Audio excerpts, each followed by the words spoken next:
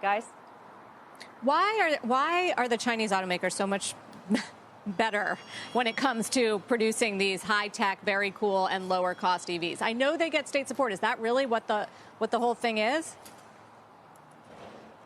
Well, I mean, that's what a lot of people have said, that there's like a plenty of money that's going to them. But it's also that they really know their customer quite well. When you're talking about a lot of the tech features, I personally don't necessarily need a chat bot to be talking to me all the time when I'm in a car. But a lot of people like those types of features. And also when I mentioned some of the other fun features, like the magnetic tissue box, I thought, okay, that's kind of cool. There's like a lot of different ports that are inside this car, so you could plug in every single camera and every single gadget that you have, and people really like that type of thing. And then, of course, there is the performance aspect of it. It was performing really well. Hi guys, welcome back to my channel, The Wealthy Mindset. It's yours truly, Money Making Mitch. And as usual, guys, this is not financial advice. Please do your own due diligence and research. NIO registration numbers for last week were down a little bit, and the sky is falling, and it's doom and gloom, because we're supposed to look at what a company doing on a daily and weekly basis, right?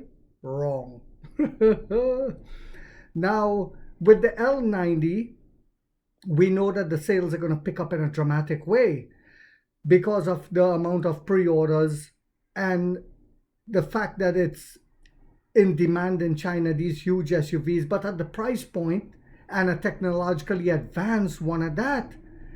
But what about the ES8 that's coming? Well, it has just been reported that China MIT has just released a list of new energy vehicle models eligible for purchase tax exemptions, and the NIO ES8 is on it. Yes, you heard that right, even though it's at that price point.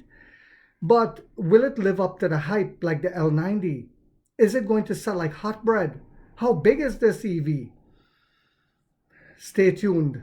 The next generation NIO ES8 has appeared in the latest batch of the Chinese Ministry of Industry and Information exemption list for new energy vehicles, signaling its upcoming launch as the third generation model of NIO's flagship 7-seat SUV. Now notice how they explain it as first generation, second generation, third generation, because it's a computer. It's not a car. The new ES8 is slated for an official debut at NIO Day 2025, scheduled for late September. MIT's exemption list for new energy vehicles, compared to the current version, the revamped ES8, compared to the current version, the third generation ES8 features notable upgrades across multiple dimensions, including battery capacity. Yes, not necessarily a bigger battery, but a battery that can take you further. Dimensions including battery capacity, electrical architecture, and overall vehicle size. Yes, it's going to be a giant as well. According to publicly disclosed data, the new ES8 will be equipped with a 102 kilowatt-hour battery pack, delivering a CLTC range of 635 kilometers for a monster-sized SUV like this, approximately 30 kilometers more than its predecessor. This gain in range is attributed to improved battery energy density and enhanced energy efficiency rather than changes to the powertrain. Notably, the new ES8 will be among the first NIO models to adopt the company's next-gen 900-volt, like the L90, electrical architecture, supporting 5C ultra-fast charging for people who want to charge quickly. You want to buy the battery and you move on and we say, see you, that's fine. In theory, the vehicle can replenish over 250 kilometers of range in just 5 minutes.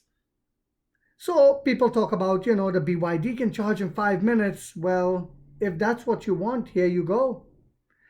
But we know that 80% of NIO users always choose battery as a service due to just common sense. You will always have a 20% of the population that's, they're not the sharpest tools in the shed.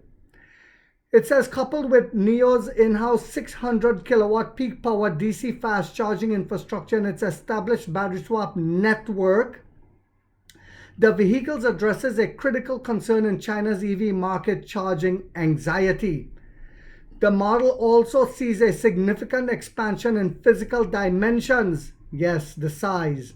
The updated ES8 measures 5,280 millimeters in length, offering a more spacious cabin, particularly in the third row like the L90, and allowing greater flexibility for various seating configurations. It is widely expected that both 5 and 7 seat versions, my God, I think they made a mistake. Probably they were thinking 6. So it's a 6 and 7 seat version will be available, just like with the L90, with the 6-seat variant possibly replacing the underperforming ES7. The new ES8 will retain the same dual motor setup as the current generation, combining a 100 kilowatt front induction motor with a 340 kilowatt rear silicone carbide permanent magnet motor, delivering a total output of 520 kilowatts. On the intelligent driving front, the vehicle continues to feature NIO's Aquila super sensing system, now backed by in-house developed chips. Yes, you heard that right. And enhanced by NIO's proprietary large language model, aiming to close previous gaps in advanced driving capabilities. They're talking about the NIO World model. In-house chips, so they don't have to come in at a higher price. And still improve margins. Yes, third quarter is going to be dynamite, guys. Overall, the 2025 ES8 represents a comprehensive upgrade in range, charging, efficiency, and intelligent features. Rounding out its product competitiveness, according to the public data, the second generation ES8 sold just 7,874 units over the past year, indicating the need for stronger market traction, and that's why they made it bigger, bolder, more technology. As NIO continues to offer the similarly 3-row Onvo L90 alongside the ES8, key challenge will be to clearly define the ES8 flagship positioning and differentiate the two models to avoid internal overlap. So they'll have to show the type of technology that the ES8 have compared to the L90. We all know that the main brand is a next level ahead. So most customers who were planning to buy an ES8 is still not going to buy the L90 because it's a different business-minded, a different type of consumer that understands the difference in luxury. So I hope you guys found this video yet again to be informational, inspirational, and motivational. So guys, don't forget to hit that thumbs up. It takes a lot of time to do these videos and the editing. And if you haven't yet subscribed, you might want to think about doing so, because in this channel, we are waking up the middle class for the first time to get a major piece of the pie from the ground level up as to how the games are played on Wall Street. And like 50 said, we get rich or we die trying, guys.